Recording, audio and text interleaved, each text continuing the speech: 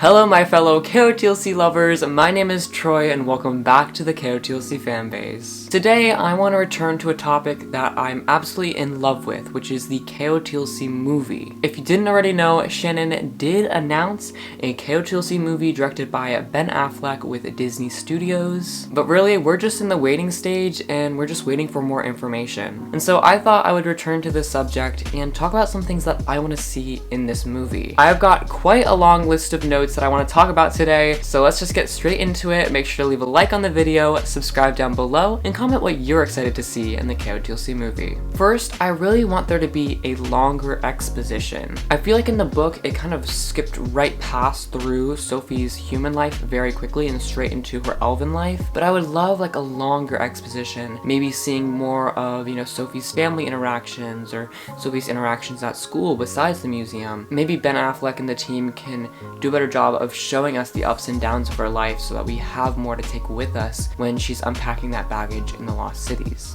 This is also something random that I want, but I want a big Atlantis overhaul, like in terms of production. Like I want to see glittering fountains and sea creatures and the shops and all the people going through and just like all this glittering magic and the skyscrapers in the town. I want to see Atlantis be so amazing, a true elven city. Next, I want to see more people of color. And before you come at me and be like, oh, Wiley or Tam and Lynn, like those people aren't even in the first books. You know what I mean? I feel like the writers can do a much better job and the casting directors can do a much better job at this in the movie. Like for example, I know a lot of people think that the Vackers should be a POC and I totally agree. The Vackers are this type of royalty and I think it would be amazing to show that representation within the Vackers. I also think it's just so unrealistic that like almost all of the main characters in the first book are white. Sophie, Keith, Dex, Biana, Morala, like all of them. Okay, this might be weird, but I really want to see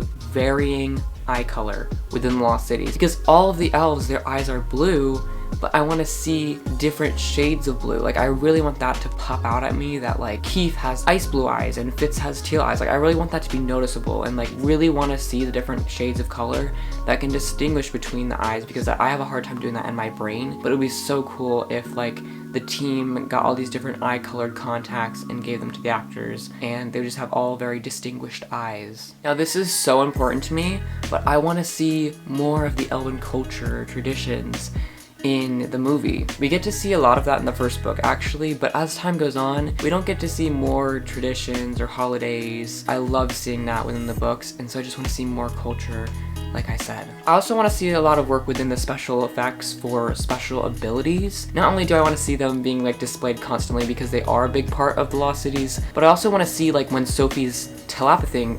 When Sophie is doing her telepathy, I want to be able to see what's going on inside her brain, because Shannon does go into a lot of detail when Sophie's doing her telepathy, describing the mental barriers and, finding her way through into like the soft spot of the brain and the nook and stuff. I want to be able to see that because it's hard for me to visualize that while I'm reading. I just really want the abilities to be so evident and so amazing and so magical. It'll be so fun. So this is a specific scene that I want to see lengthened, but it is the escape from her kidnappers in Paris when Sophie and Dex are running around trying to find the Pont Alexandre 3 lantern. It seems like they find it so quickly, like they go to the ATM, they go to the coffee shop and research the lantern and then just go there. I feel like there should be more steps involved because that's such a good scene to me when they're just kind of running around Paris. I love Paris, and so it would be cool to see them just like kind of going on a scavenger hunt to find it before the escapers catch up to them. Okay, this is something I really want to see because this is again something that I just can't visualize in my head, but I really want to see all of the Havenfield creatures just,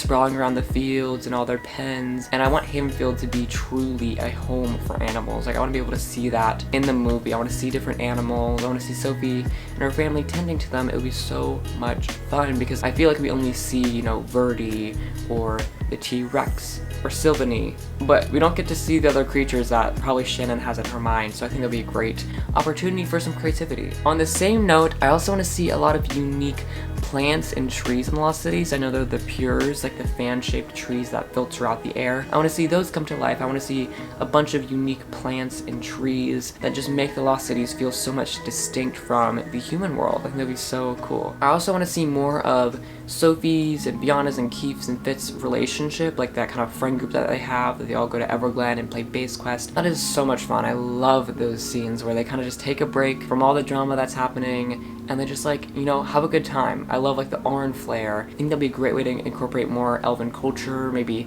Sophie tries Bramble Ball or something. Like, that'd be so cool. So now I've got a few more things that are not directly related to this movie, but kind of outside of the movie. So first, I want to talk about movie merchandise. I feel like Harry Potter does such a great job at this. You can buy the candies that, you know, Harry and his friends are eating. You can try the butterbeer and the chocolate frogs and stuff like that and get ones. And there's just so much interactivity within the Harry Potter franchise. I want the same thing for the Lost Cities. I want people to be able to buy Pathfinders, Prado pins, Iggy plushies, flavored air, and all the different candies and desserts that Shannon has made. Similar to this, I know there's like the Hogwarts parks and stuff like that. I think it would be so much fun to have like a KotLC theme park. You know, like Atlantis could be a water park, going down different slides and seeing like Atlantis castles and buildings and shops and stuff like that. And I would love to just go to a place that KotLC has come to life. This series is, believe me, getting more popular by the day. More and more people are picking up this series, so I think it's a strong possibility that a franchise like this could happen. Another thing is, if there is one movie for KotLC, there better be a sequel. There better be a sequel. You cannot tease us with like 90 minutes or 120 minutes of a movie and then not continue it. Like, I better see Exile, Everblaze, Never Seen, Lodestar. Like, I better see all of them. All 10 books that Shannon's making. I want to see all of them. And then maybe Unlocked can squeeze into another one of the books, I don't know. Last but not least, I've always wanted to see a KotLC TV show, and I think that can still happen with the movies. For example, there could be a TV show that shows like short stories, maybe from Foxfire, like the Great Gulon Incident, or make up just like kind of new wacky silly stories that take like whatever 20 to 30 minutes. Or there could be a sequel or a prequel showing either Sophie's life before or after the events in KotLC, or there could be like a animated version. I know a lot of people love the animated version, and we're sad to see that KotLC was going to be live action, so I would give them a chance to enjoy the series in a content form that they like. But I think that wraps up all of my thoughts on the KotLC movie. I just had this random thought this morning about the KotLC movie because I'd forgotten about it because we had heard about it so long ago. My excitement is resurfacing, so I really wanted to talk about the movie for a little bit. I hope you enjoyed the video, and I hope you guys can let me know in the comments what you're excited to see, what you want to see, what things maybe you want to change, or what things you don't want to see. Just please let me know in the comments. I want to discuss with you. I will try to reply to a bunch of your comments. But that wraps it up. Please make sure to subscribe to the channel for more content. We will definitely let you know with any information about the movie, book 9, book 10. We are coming with some KotLC news videos in the future. Make sure to leave a like on this video if you're excited for the KotLC movie. I'm so excited. I know there are a few Debbie Downers. Don't watch it. You have a choice in that. I think this will be a great time for more people to discover the series. It's Troy from the KotLC Fanbase, and I'll see you next time. Bye!